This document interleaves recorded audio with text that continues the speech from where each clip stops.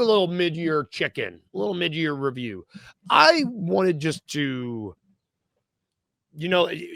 the immediate aftermath of free agency is settled. Like I don't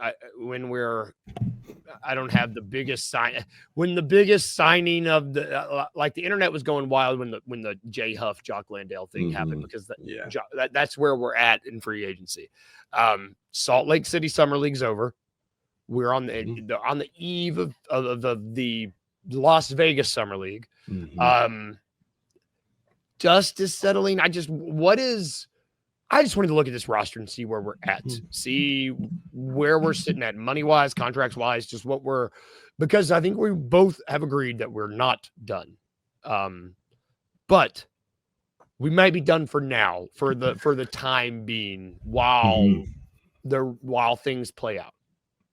And I just wanted to go through this with you, like, because it finally feels like we're like a week out of free agency, maybe not even a week, but it's like we can all breathe for a minute and just look at where we're at. Look at where the Grizzlies are at, because right now you got the Grizzlies with two dudes. We're paying two guys. There's two guys we're obviously paying. John, Jaren, right?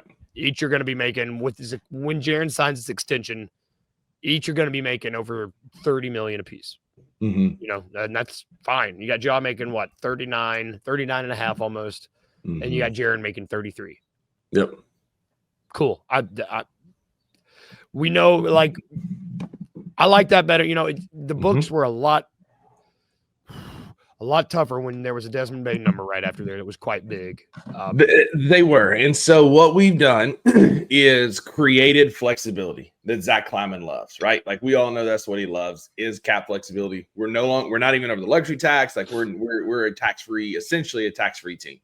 There's still going to be some moves made. Like I said in our group chat yesterday, I do expect like a second wave of free agency to kind of hit once all the books are settled and this free agency kind of settles. Everybody sees where they are. They're just very afraid of the taxes and the salary cap and all the things that come with that, right? We want to avoid that like the plague.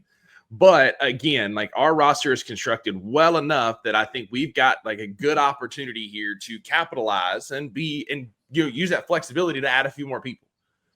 It's more assets and more flexibility than we've had, even with re-signing Jaren. We're going to miss Bain's production, but we're not going to miss that cap hard hit that he was. I mean, again, he was a good producer, but was he a producer that was justifying his salary?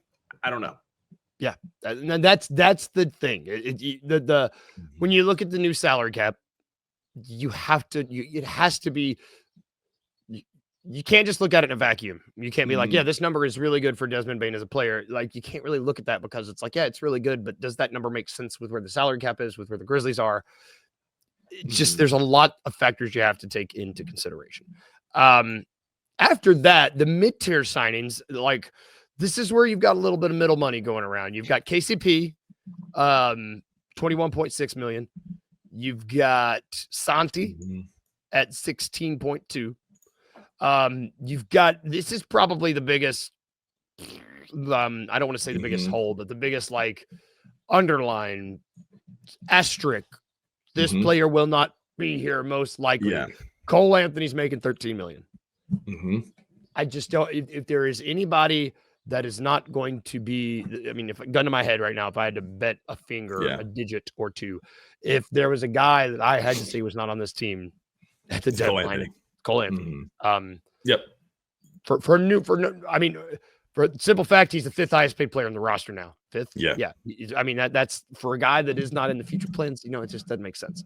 After that, you got BC at 12.5, and then you got Ty Jerome, who we just signed. I'm so excited to get him on the squad at 8.7. There's your mid-level guys. Not all signed with the mid-level, but there's your mid-tier salary dudes. Kind of like the middle of our salary table. Yeah. Yep. And then we get to you've got, let's just say 10 million and under here. I'm not gonna. You got Jitty making 6, which is wild. You got such a bad contract. Yeah, you got Edie making 6, and you got Ced making 6. Those are both the rookie first round skill deals. After this, man, you've got just like value. You got Vince, Scottie Pippen, Gigi Jackson, and Jalen Wells all making between 2.3 and 1.9 million. Like that's, let's say 2 million, between 2 and 2.5 million between those four dudes. That's awesome. First of all, you've got right around $8 million a year tied up into four dudes, and awesome. not only four dudes, but you've got one Jalen Wells who had a puncher's chance at the Rookie of the Year last year and probably should have won. First team All Rookie. You've got Gigi Jackson Jr., who has just an immense amount of untapped potential, and a lot of like NBA pundits would agree, probably some of the most untapped potential. Second team All Rookie, if I remember. Second team All Rookie. You got Scottie Pippen Jr., who was an incredible backup point guard and was getting buckets on the Thunder in the playoffs last year when nobody else was getting buckets quite like he was. So you talk about value, absolutely, man. This is where Zach Kleiman has made some of his money and where he's been cooking with some of these lower end contracts down here, keeping these guys on these great deals, getting these guys on these great deals to build around what are big contracts in Ja and Jaren and used to be Desmond. Yep. And then, when you start, and before, okay, well, and then I guess I should go back up. Cam Spencer's making, I forgot about the two. Cam Spencer's also making 2. So that's, you throw Cam Spencer in there, that's 5 guys making 10 million. Like and those are 5, that's good. It's really good value. And then you got Jock Landale, who I'm assuming is going to be on the vet minimum. Have they announced the terms of his deal yet? I don't think so, but it's going to be a very, very team-friendly deal. Yeah, most likely. I mean, you look at the J Huff deal, and you sub in Jock Landale. Whatever. Do a little substitution, 1 in, 1 out, money-wise. And then you've got your 3 two-way spots where you've got. Well, I'm assuming Javon Small and Jemai Meshack are going to be getting 2 of those. I'm assuming, and then you got Zion Pullen currently occupying the 3rd one. I doubt. Our guy Parrish wrote an awesome article about it's his to lose. I mean, he's losing it. He has. I just see that last spot going somewhere else. But that's where the roster sits as of now. And where are we at with the salary cap? What's our hit right now? Let me see. What's this total? Give me that total. Come on, Spotrac. Well, probably help if I'm going to pull this up. Total is showing that we're the 21st. Cap allocated team in the league at $196,164,151. We have over 58 million from the first apron and 70 million from the second apron. So we got plenty of cap room, plenty of flexibility, and plenty of wiggle room to make things happen. Should we decide that we want to go take a swing and a miss, or not a swing and a miss, but a big swing for a top tier type player, not a swing and a miss. We've done that enough. But DeMichael Cole last week or earlier this week on Monday on the Anthony Sains show did say that he anticipates that we are going to add a big, but it may not be at the level that everybody's thinking.